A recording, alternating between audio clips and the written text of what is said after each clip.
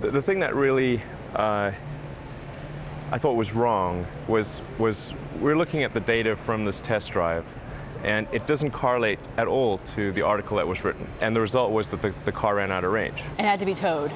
Yeah, exactly. And so there was this sad shot of our car on a flatbed, as though that was the only outcome possible for such a drive. And that's just not true. And lots of people said, oh, you know, it doesn't matter if you're right or wrong, you don't battle the New York Times. And it's like, the hell with that. I'd rather tell the truth and suffer the consequences, even if they're negative.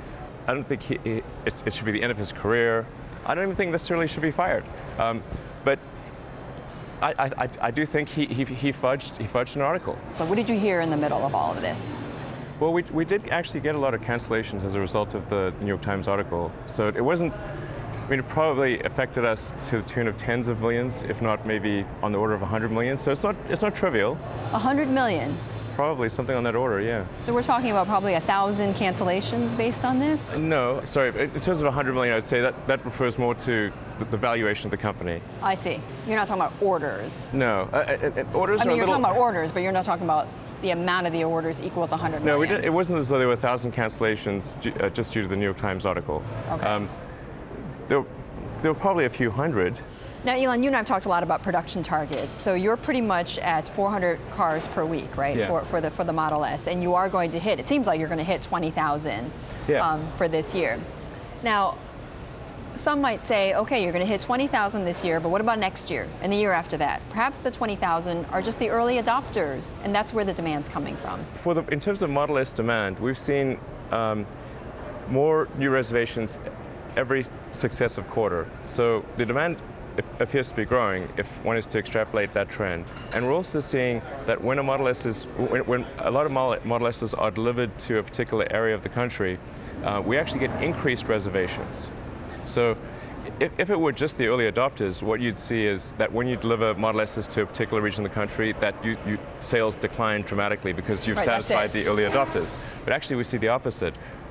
We actually see increased sales the more Model S's are delivered to a particular area, which means that the word of mouth is very positive. For every customer's car that we deliver, we seem to sell an incremental 2 or 3 cars as a function of that customer. On average, and some customers it's been like 20 cars. Now, I know in the fourth quarter, you reported a loss in the fourth quarter, and part of that had to do with the increase in expenses. I think it was up 29% to $115 million. You also, though, promised for the coming year that you're going to boost production. You're going to, as I mentioned, you're going to hit 500 cars per week. Yeah. So how are you going to get costs down and boost production? The big challenge in the fourth quarter was going from a low production rate to that 20,000 unit a year production rate, which was really difficult because, I mean, that's basically over 400 cars a week. Mm-hmm. In the past, with the Roadster, we only made 600 cars a year. Wow. So we have to manufacture and deliver and service as many cars almost in a week as we did in a year. So that took that's a steep learning curve. Yeah. And no question we made some mistakes along the way, and it's not optimal. I don't know what more we could have done, but there's no question we weren't perfect there. Elon, do you think you'd have the same amount of demand for your cars without the government subsidy? Oh, the $7,500? Mm-hmm. No, I think it would be a little less demand. I mean, there'd probably be, I don't know, 10 to 20% less demand. So. And you mentioned in your shareholder letter, because you have this loan from the Department of Energy that helps you with Tesla, you mentioned that eventually you want to be able to get rid of, essentially this government help and be a standalone business, and be a standalone commercial enterprise. When will that happen? We have actually been paying off interest and principal on the loan on time. And one thing that was sort of, I think, not quite reported in some of the media last year was it sounded like at one point that Tesla was trying to delay the repayment of the loan or something. Actually, nothing could be further from the truth. We've always paid the loan off either on time or ahead of time. So we've got, I think, about 10 years. We want to pay it off in 5 years or less. Are you learning more, though, about how to deal with Washington? First of all, I'd say my overall impression of Washington is that it's much less corrupt than people think it is. And thank goodness for it, because if it was corrupt, we would be screwed. That's not to say that there isn't some amount of that goes on, well, but there actually are, I think, a preponderance of the leading House members and senators actually are quite idealistic and do care about doing the right thing.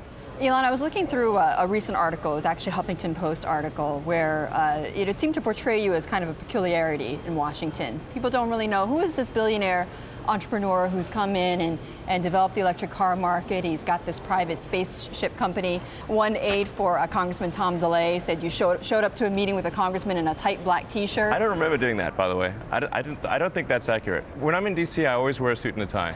So I believe that is an inaccurate statement. Why do you think people have that reaction to you? I don't think that's what most people in DC think of me.